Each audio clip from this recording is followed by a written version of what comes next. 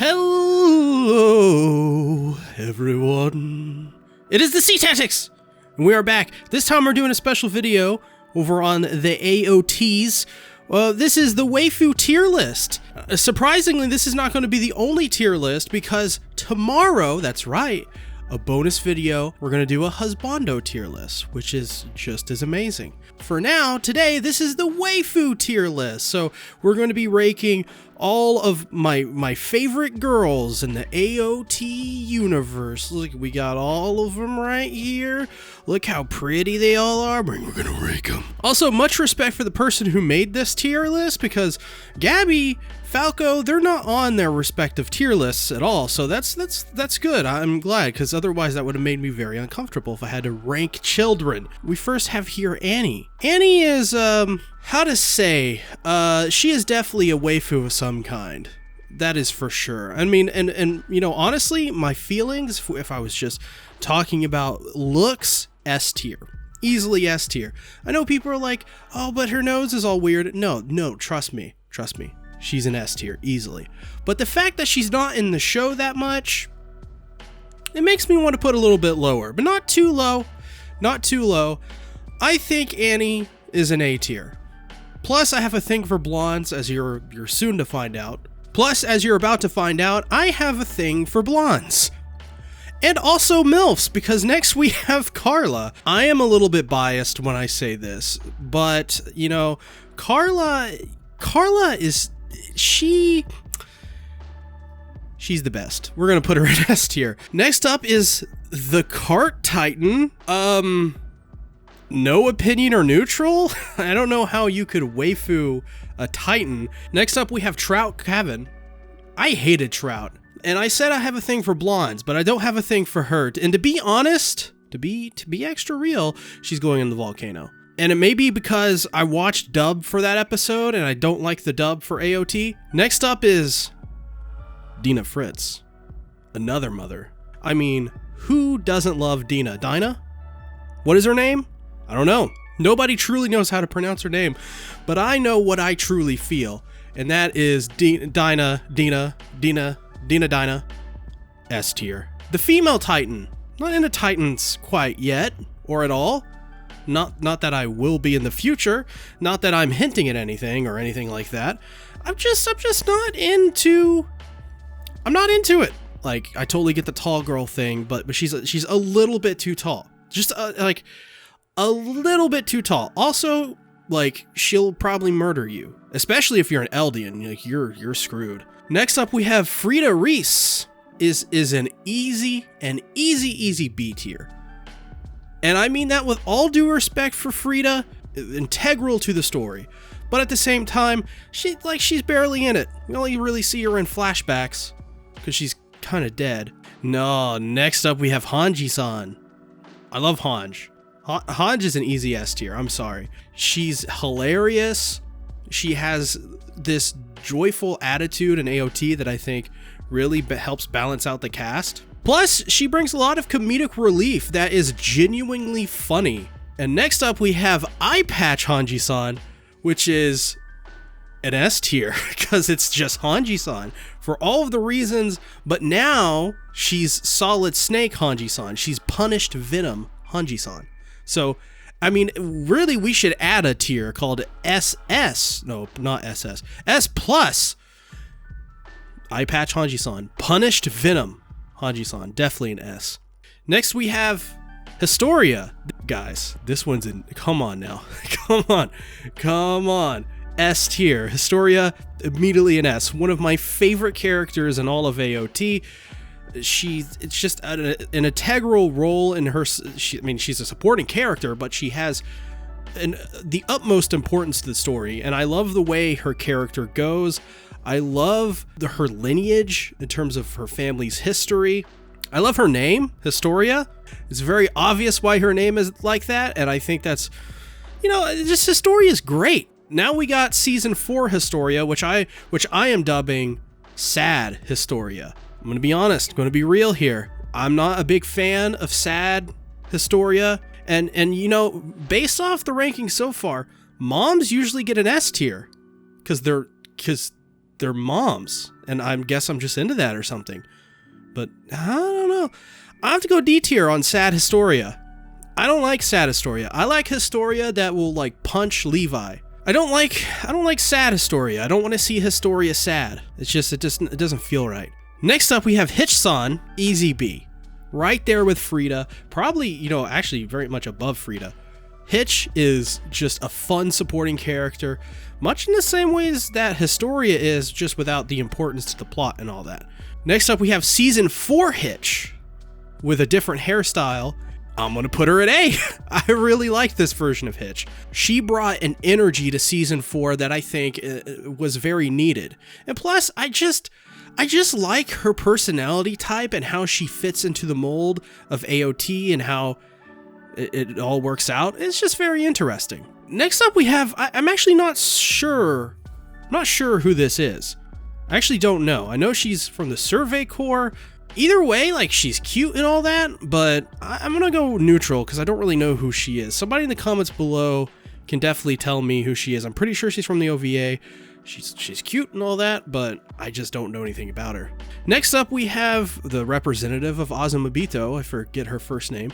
D, easy D, like easy D. Wow, phrasing. Just a D. Then we have a MILF of some kind. I'm actually not sure who this is. This looks like Carla or Mother Ackerman, but I'm not sure. So I think I'm gonna have to put her down in neutral, and that hurts me to say that because MILF. So yeah.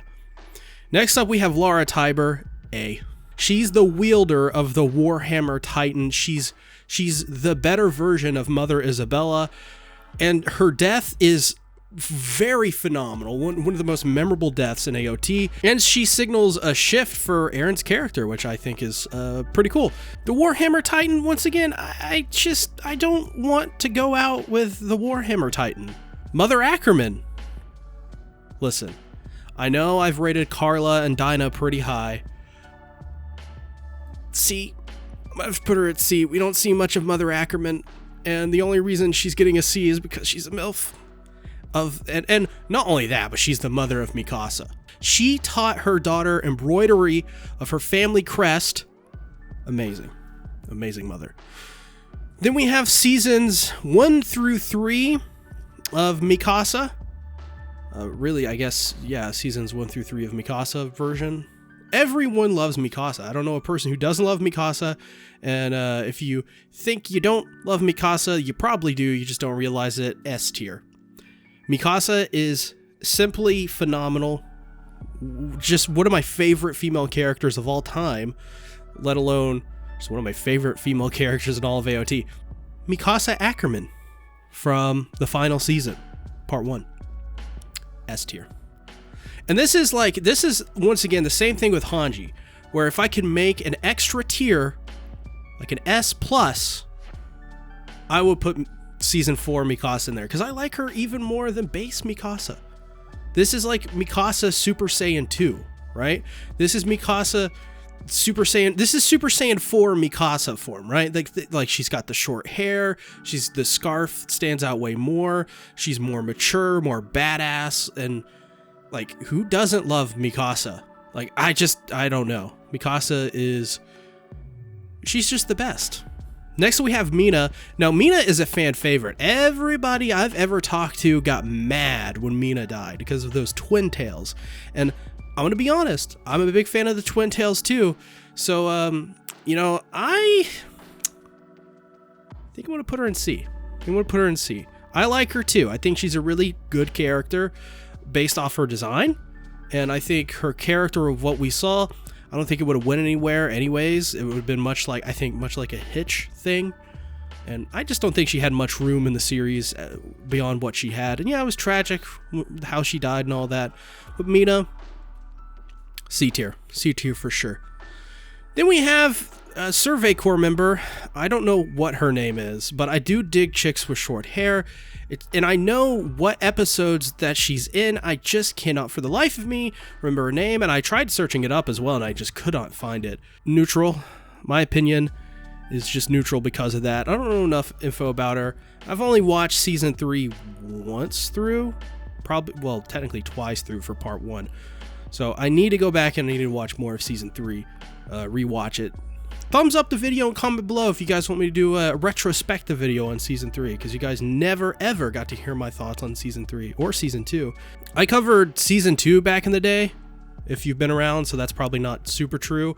Then we have Petra. I love Petra. I actually really, really like Petra.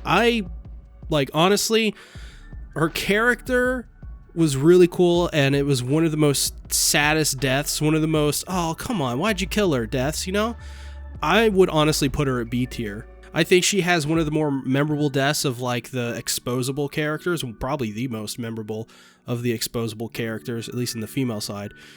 I really dig Petra.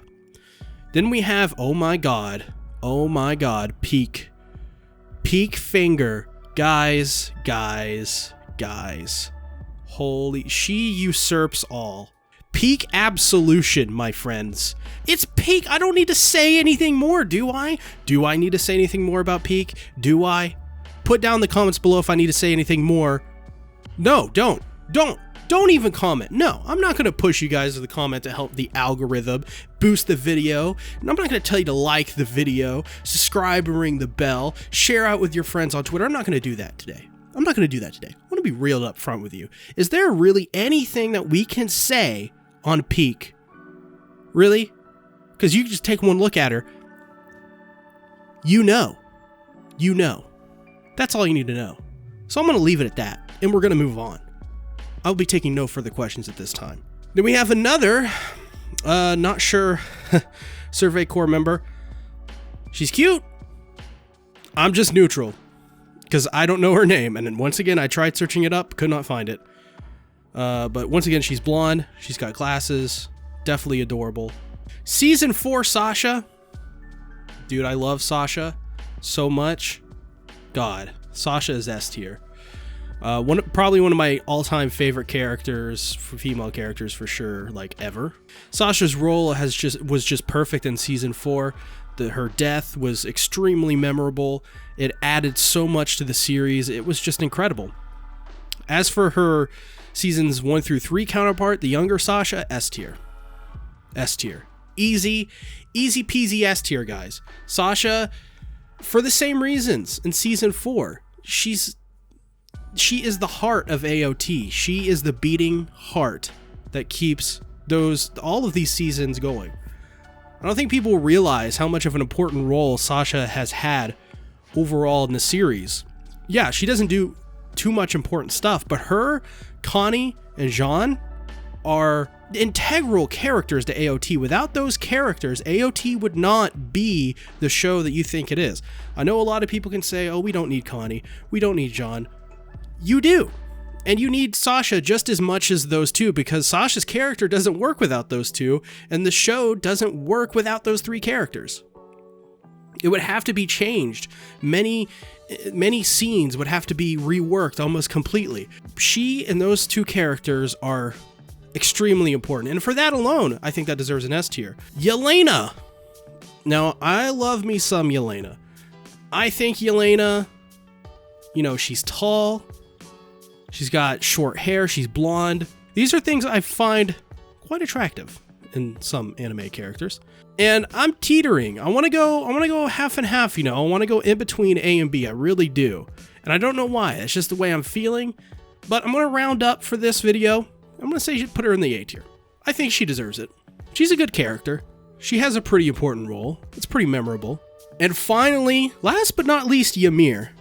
The supporting cast in AOT is incredible. So I'm repeating myself again. One of my favorite supporting characters of all time. Ymir's backstory in the manga was incredible.